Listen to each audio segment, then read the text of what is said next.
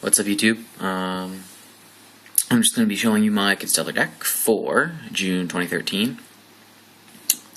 Has a kind of few changes for kind of combat the current meta. So I'll start with the monsters. I'm running 3 Constellar cows. He's one of the main pieces of the monster engine.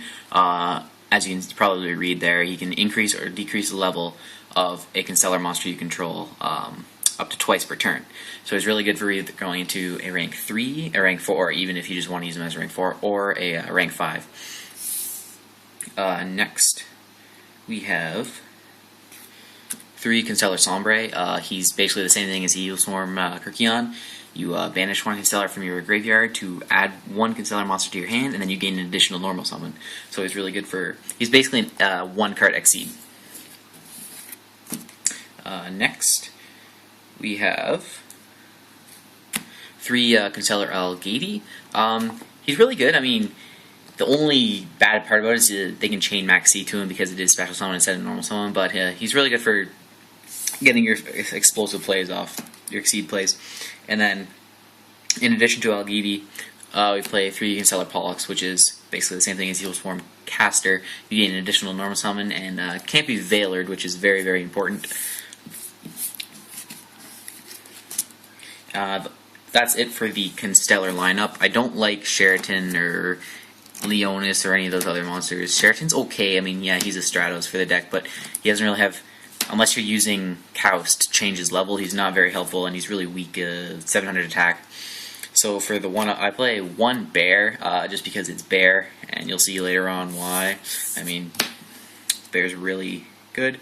I play double Veiler, stop those Dragossack and goddamn Big Eye plays. And then, of course, since everything is light except for Bear, we were playing 1 Honest. For spells, spell lineup is pretty standard, I'd say. 3 MSTs, just for general back row removal, 1 for 1. I teched in a star chart.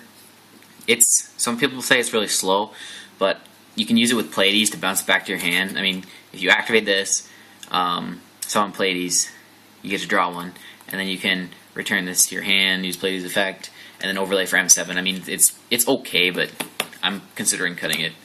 And since we don't have a infestation pandemic, I'm running 3 Forbidden Lance. Still really good. I mean, it helps protect you from bottomless and other stupid crap like that. And then for recruiting, play 3 Tenki because Kaus is a Beast Warrior, and it also searches out Bear, obviously. So it helps add a bit of speed to the deck. And then I have a 1 of Pot Avarice. Best late game top deck probably you'll ever see or ever want to see, other than like a Reborn or something. And speaking of Reborn, we got Reborn, Heavy, and Dark Hole, the staples. No explanations required there. And Rhoda, just to search out your Pollux to get it to your hand faster. That's it for the spells. And for traps, 2-dimensional prison. Pretty standard. I mean, it gets for a lot of crap. Dracossack, mainly. 2 bottomless, same thing. I mean, as long as you get rid of that Dracossack before I can make those tokens, you're pretty good. 1 Mirror Force for mass removal. 1 Torrential, because it's good.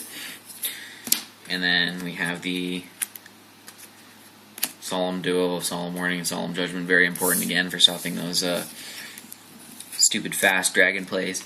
And then for the allotted back row, play 1 Starlight Road. And that is it for the main deck. It is 40 cards, I believe. Exactly. And onto the extra deck. I do play the 1 Zen mains. I mean, it's your optimal level 3. I've seen people playing Levier and stuff, but I mean, yeah, it could technically work with Sombre, but I think Zen mains is just your overall better option. And then we play 1 Omega. He's really awesome. He basically protects all of your face-up Constellar monsters from all spell and trap cards. 1 Starly, probably Dynamo. This card's actually really good, especially since everything deck is light basically, except for Bear. It really helps out getting over big monsters or monsters that have really annoying effects. Play a Shockmaster because it is possible. You can go Pollux into Algidi into something else, and then there's your rank 4, or there's your Shockmaster right there. And then we play one Maestro because it's still good, and then a Dweller because Mermails are still a deck. Cowboy wins games. Emerald for recycling cards. I mean, this card's really stupid. It's just a freaking mini Pot of Avarice pretty well. And then onto the rank 5s, we have one Volcasaurus.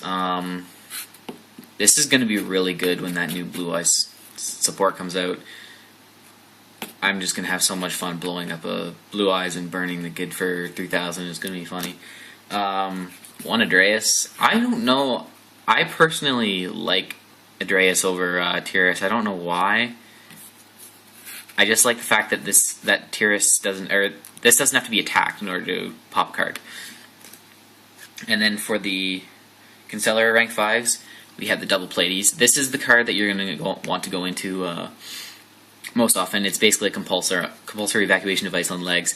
And if you go first and summon this with a lot of protection, you're in a really good shape because it's during either player's turn. So bounce those big eyes or whatever. And for the rank 7s, play one Guy Dragon. It's really good for overlaying on your dead Pleiades because you can just poke into your opponent's defense position monsters and even push for game, really. And then we have the one Constellar Ptolemy M7. This is amazing, although I wouldn't run more than one because I never really see myself going into more than one a game. It's really good for recurring or recruiting back your Honest from your graveyard. You can just infinitely get Honest. And for we play one Stardust for Starlight Road. So yeah, that's my deck profile on Constellars. Let me know if you have any suggestions or comments on maybe what I should try out, maybe changes I could make. And thanks for watching. Please like and subscribe. Thanks.